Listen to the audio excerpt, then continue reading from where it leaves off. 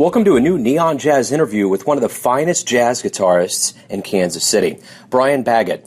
During our candid interview, he talked about his roots in Kansas, his essence for playing music, his new book he just published, live gigs, teaching, and much more. Dig it. So the first thing, I'm just going to dive right in. I read your bio, and there's a lot going on, but I did not get where you were born and raised.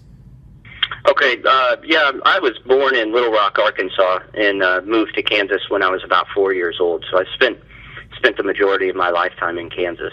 So what was it about Kansas that led you to kind of have a jazz backbone and to get interested in the jazz craft? When I was in high school, I went to Washburn Rural High School in Topeka, and my music teacher there was Cliff Manning, and he also mentored a bunch of other good musicians. Andy McKee's one of them, who's kind of a finger-style guitar player. But he was a big influence on me and a lot of other students there. And then I eventually went from Washburn Rural to Washburn University, where I studied with Chuck Tomlinson for a few years. And that's what really got me started in jazz. He hipped me to Jim Hall real early, which was a really great influence on my playing. Well, it looks like you've had a lot of good teachers over the years. You had Danny Embry and a host of others that really kind of probably lent to your playing style. Absolutely, yeah, and Danny Embry's still a big influence on me. Just, not only the lessons that I took with him, but just his playing in general has been a huge influence on me. Now, you began your study of guitar at the age of 12, and you were playing gigs at 14. What was your family background like to lead you to have kind of music in your genes? Sure. My mom was a piano teacher. My dad played some guitar, and they were both real supportive of me playing music. I was playing piano when I was younger than that, and I was actually even playing guitar before I was 12. I just didn't know what I was doing. So at 12 is when I started to, take guitar lessons and understand how the guitar worked. But I'd been holding it for several years, and I think that kind of made a difference because when I got some guitar lessons, I took off real quickly. It just happened real fast. Absolutely. So over the years, I noticed you got a picture with Steve Vai on your website, the Jerry Garcia Band. You've kind of gone from jazz to a host of other genres. Pat Metheny's name's been mentioned. What kind of projects and bands have you been involved with over the years? Well, I started off, I started playing guitar because of Eddie Van Halen, and, with that came Steve Vai because they were in the same sort of genre. And, we're talking about, the late 80s here, and so that was just the thing for guitar. But that's where I started, and then I moved from that into more of the blues players, and then into jazz from there. So I really approached jazz, like a lot of guitar players do, from kind of a rock and blues background. But the one common thread through all of the guitarists that I've been influenced by is that they could all really play well. And that's been kind of something that I've liked in music for a long time, and I think that's what led me to jazz, was that when you get into jazz music, everybody pretty much plays really well. Right on. So it's sophisticated music, and sophisticated improvisation, I guess. Absolutely.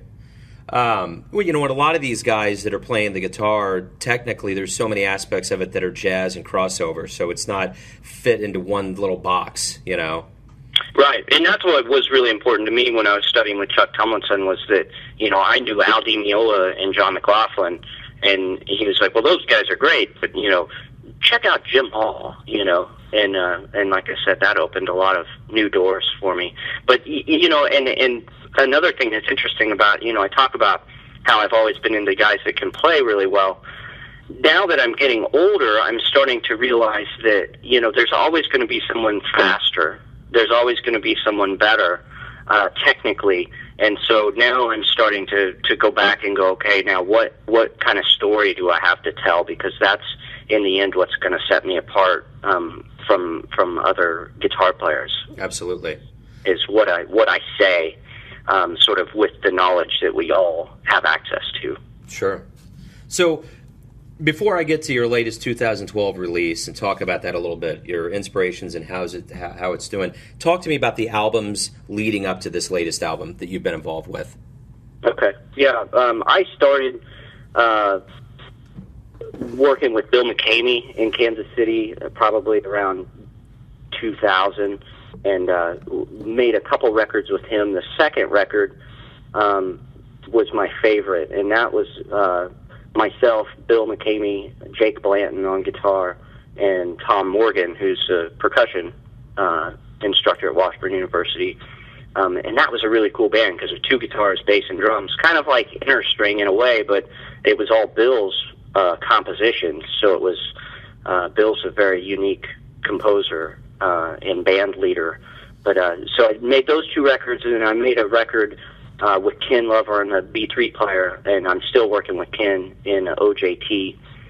He made a record, and then we made a second record with a singer, Bukeka Scholes, who's just a great R&B and jazz singer. And then I've also, for many years, had a fusion trio called Dojo, and that band has made a few records over the years as well. And the last record that we made came out in 2008, and that's kind of how I got connected with Steve Vai, is through that band. Very cool. So your latest release, how is it doing, touring? What were some inspirations behind this album? Well, I had decided, like I said, I work with the organ trio a lot, and that doesn't always lend itself to kind of an introspective, sort of thoughtful guitar sound. And like what I was saying is that I'm trying to tell a story with the guitar, and it's not that I can't do that with the organ, but the organ it's just a different kind of jazz. It's an edgier, bluesier, funky kind of feeling, and so I have to play with a little more intensity in that band. And then obviously in the Dojo band, that band is very loud and intense, and so I wanted to make a straight ahead jazz record with a bass player instead of an organ player, where it just played standards and really kind of fed off of the other two musicians, and people have told me, well, the record's really subtle, and one of my friends said, I felt like you could have taken more chances, but it wasn't necessarily about trying to prove anything. It was about trying to say something musically, and that doesn't always mean taking it to the extreme. But maybe I took it to the extreme on the other side of being too subtle, because I was ready to sort of get into an introspective sound, and that was the idea with the record. Also, just to I was kind of into trying to come up with a different sort of guitar sound that had a little bit more ambience to it than the regular jazz guitar sound. So I would say that's kind of what made me want to go in that direction. It's kind of just make a quieter record, I guess. Absolutely.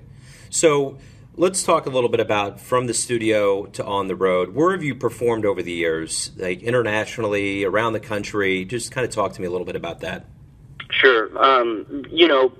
One of the things that I've come up with as a musician here is that I've decided to be as diverse as possible with my music career, and the reason why I say that is because certain things have grounded me to this area. I have a family, and I'm a very family-oriented person. I'm also, for lack of a better word, a fairly private person, and I enjoy, family life and having a home, having a backyard, rolling around in the grass with my daughter, And so what I figured out as a way to make a living is to just do a whole bunch of things within driving distance of where I'm at. You see, if I was just a jazz guitar player, I would have to be on the road in order to make enough money to live the way I want to live. But what I do is, I've figured out all kinds of ways to make money with the guitar. I can fix a guitar, I can teach guitar, I can sell guitars, I can play guitars. So I do all those different things. And so and also I've found that teaching has become a a sort of a main part of my career as a musician, and that wasn't a conscious decision. That was stuff that's just kind of fallen into my lap. But I really enjoy teaching jazz guitar, and I do some preschool music teaching as well, which is a little outside the box for me. But I'm based mostly in Kansas here in Missouri, obviously. But yeah, it seems to me that a lot of musicians in jazz especially turn to teaching, which I find totally hopeful and great because it leads to, a greater successive generation of musicians. Do you think that's kind of a mentality too of slipping into teaching? Well, without to get preachy or anything, I kind of feel called to do it, and that's why I say it wasn't a conscious decision. It's just these things got set down in front of me. Like Todd Wilkinson started a jazz program down at Ottawa University and asked me to come down there and teach guitar, and I didn't even apply for that job. It literally fell in my lap. And same thing with people that just find me and want to take guitar lessons. I'm not advertising or anything like that. It just sort of happens. But on top of that, I've also written a guitar method book that's called "The Keys to Unlocking the Fretboard," and that I'm just publishing that myself, and I've done very well with that book, and plan to do more with it in the fall. I'm looking to maybe do some traveling on that book, doing some master classes based on the book, and that would probably be affiliated with Ottawa University and maybe also Supersonic Music, which is where I work during the day. Wonderful. So when you get a phone call from a venue in Kansas City, what venue do you look forward to getting a phone call from to play at? Well, that's another side of my career. For the most part, I'm a sideman. The calls that I get are from the leaders of the band. And I've tried, and especially with this last trio record, I gave it a shot to try to book some gigs and play with the trio because I really wanted to, and I really liked the music. But in the end, it's just too much trouble to try to do it, and I'm not good at it either. I'm good at making music, I'm not good at selling it, and I feel like if there's something missing in the industry, it's that person that sells it well, because I've actually run off 3 or 4 people just trying to do the PR side of music, and so for me it's easier and just a better fit for me, I think, at this point to kind of be a sideman.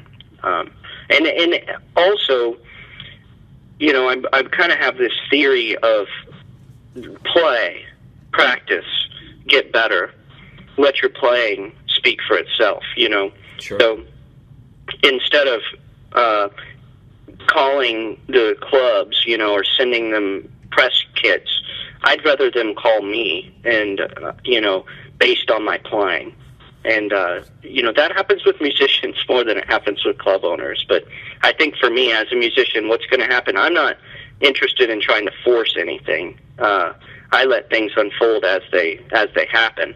And I believe that eventually my playing will be at a point where the club will call me based on the playing, and then also that the club would fill up based on my playing. The other side of that coin is the person that knows everybody in town and has all these friends that will come out to see him play. I'm not that guy. I mean, I have friends, but I'm just too busy to spend a whole lot of time socializing, and so what's going to have to fill that club is my playing, and at that point I would be very, very satisfied with a result like that, because it's very real and it's based on the music. And I always tell my students, and I tell myself, it always comes back to music. That's the main spot, And if the music isn't happening, then even if in the short term other things are happening, in the long term it's not going to work. So everything has to stand on the shoulders of music. Sure. So tell me, what's one of your favorite memories from playing live? Oh, man. I would say, well, obviously playing with Steve Vai was just absolutely incredible. Because I had, Steve Vai posters on my wall when I was a kid, and he didn't know that. Just the generosity of those guys.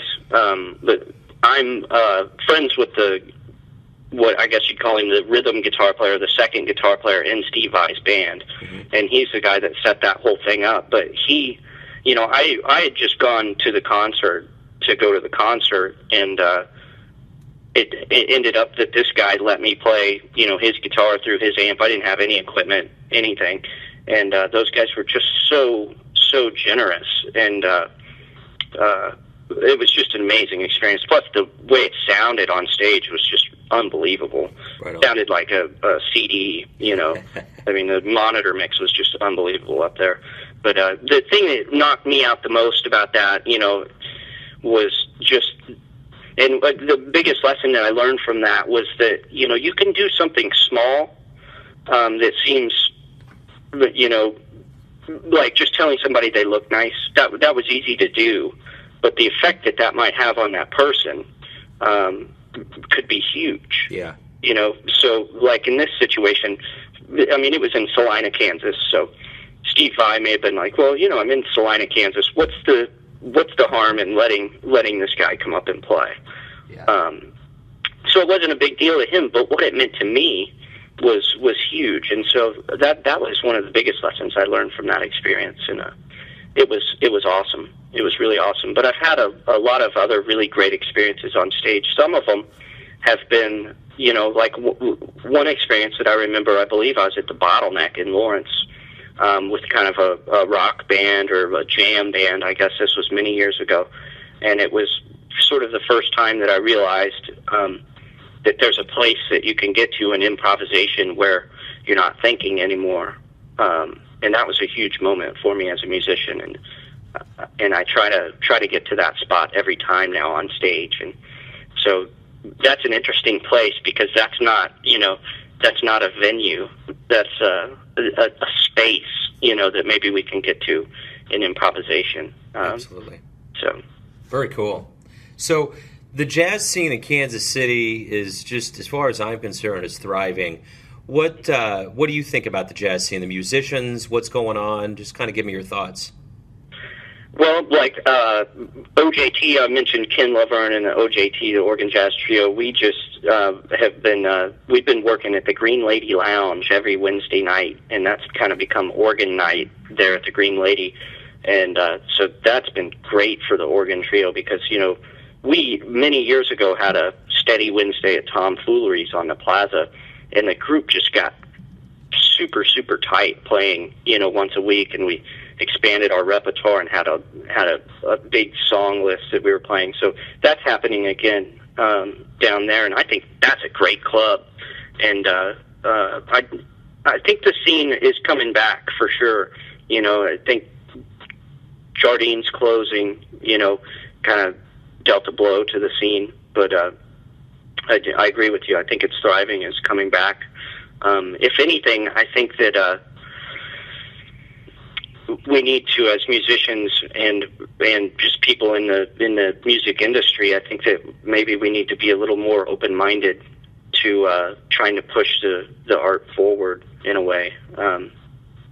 That would be the only concern that I have with Kansas City, but music is a business, and so the club owners, they've got to book the acts that bring in the people, not just the acts that are pushing the art forward, or expanding the directions in jazz. Absolutely. It's funny, it's just like pop music, it's not, quality that makes popularity, Absolutely. And that's kind of goes back to what I was saying about music earlier, where, I want to fill that club based on the playing.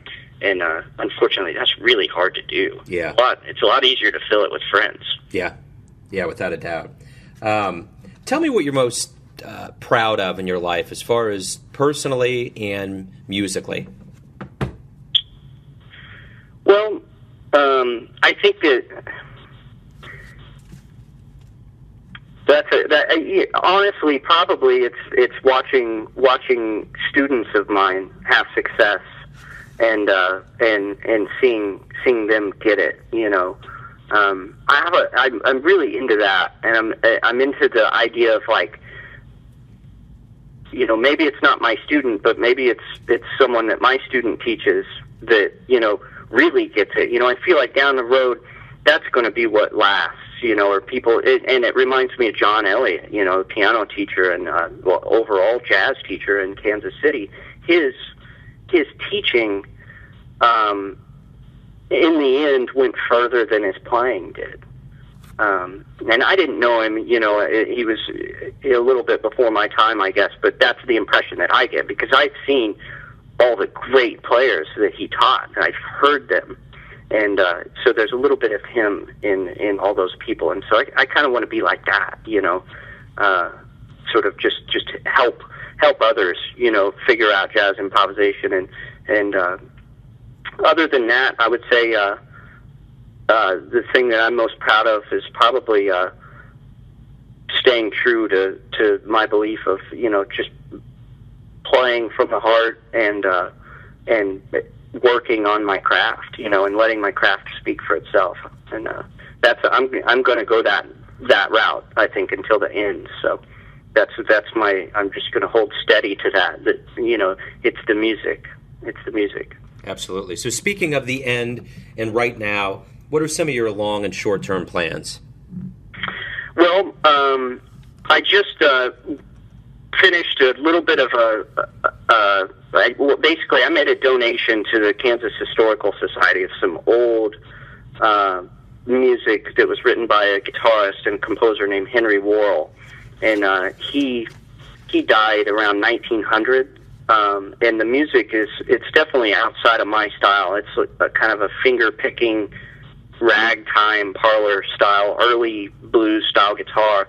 But I submitted recordings of these. They have these original manuscripts at the Kansas Historical Society that Henry had written out, and I learned them and recorded them and gave them to the Kansas Historical Society. And we're looking to maybe do some more stuff with that, maybe through a grant where we could do more recording and maybe more video recording of this stuff, and maybe even do some presentations. But man, that was such an interesting experience for me, because there was a lot of detective work in reading those manuscripts, because he would, like, on one piece he would write it out like it was in an open tuning on the guitar, but then on the next one he'd write it like it was in standard tuning, but not tell you that it wasn't. It was in the open tuning again. So I would have to figure out, like, how the guitar was tuned before I could even read these pieces of music. So that was a really neat experience, and so I plan on expanding some of that. I'd like to do some more of that. Like I mentioned before, I'm going to do some master classes based on my book, and I'm really looking forward to doing that, to try to not only help other guitar players, but just get the book out there some more. In addition to that, still teaching down at Ottawa. I'm getting ready to do the KU Jazz Workshop next week. That's a week-long camp for high school kids. I've been there for, 8 years now, I guess, and so I get to teach a lot of kids there as well. And then we just finished a new dojo record that I'm not sure when that's going to come out. That'll probably be in the fall, I'm guessing. And it's hard to say what will happen with that band, because I'm just not sure. Not even sure how that record's going to be released. But it's quite a cool piece of music, I think. Right on. So at this point in your life, would you do anything different? Would I do anything, or could I? Well, if there's anything up to this point that you could have done differently, would you? Whether it's a moment or a decision or anything along those lines. Of course, we all make mistakes. Nobody's perfect, but more often than not, I look around and I'm pretty happy with where I'm at, and I also have this feeling of being surprised that I'm where I'm at. Whenever I get an opportunity, I'm surprised about it. But I like where I'm at. Yeah, and I like that it's built on a strong foundation as well. You know. Cool. So if you could jump into a jazz spaceship or a music spaceship, go back in time and meet one musician, who would it be, and what would you ask him? Oh man, that's a tough question.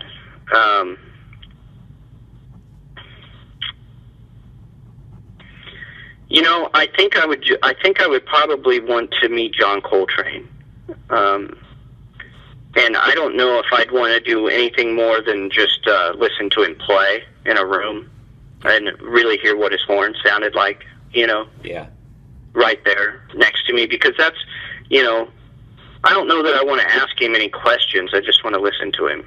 And I feel that way about a lot of musicians, you know? And see, that takes us right back to what I was saying about the story to tell, you know? My favorite musicians, they tell me a story, you know, through the music where I almost don't need to sit down and talk with them. Yeah. It's their music that means more than anything else. Absolutely. So, the first time you ever gave out your autograph, what was that like? Weird, and it's still weird. And when somebody came in and bought my book from Supersonic and wanted me to sign it, and I actually refused to sign it because I said, you know, I'm just a music store guy, you know. And then as other people came in and wanted me to sign it, I started signing the book, so I still feel bad about the first one that I didn't sign. And it wasn't like I was being snobby as much as I felt like I wasn't worthy to give an autograph. So right. It's the same thing, you know. I'm always surprised at that kind of stuff. Yeah.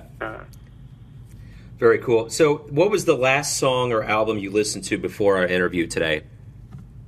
I just listened to Sam Yahel, who's an organ player, and Peter Bernstein and Bill Stewart playing Like Someone in Love in 5/4. And that's a tune we're going to play tonight at the Green Lady. Cool. And I felt like emailing Ken because he had written a chart on it and telling him that it was all okay, but it was in the wrong key and it was in the wrong meter. That tune's generally in 4, and it's generally in E-flat major, not A-flat. But. Very cool. So, in the length of one tweet, tell me who Brian is. Musician, guitarist, teacher, father, husband. Very cool. That's all I have, Brian. I really appreciate it. Great. Sounds cool. Thanks a lot, Joe. Appreciate it, man. You bet. Take it easy. Thanks for listening and tuning in to yet another Neon Jazz interview, where we give you a bit of insight into the finest players doing that jazz these days around Kansas City and the world. And thanks to Brian for his time and insight into his craft. If you want to hear more interviews, go to Famous Interviews with Joe Domino on the iTunes Store. Until next time, enjoy the music, my friends.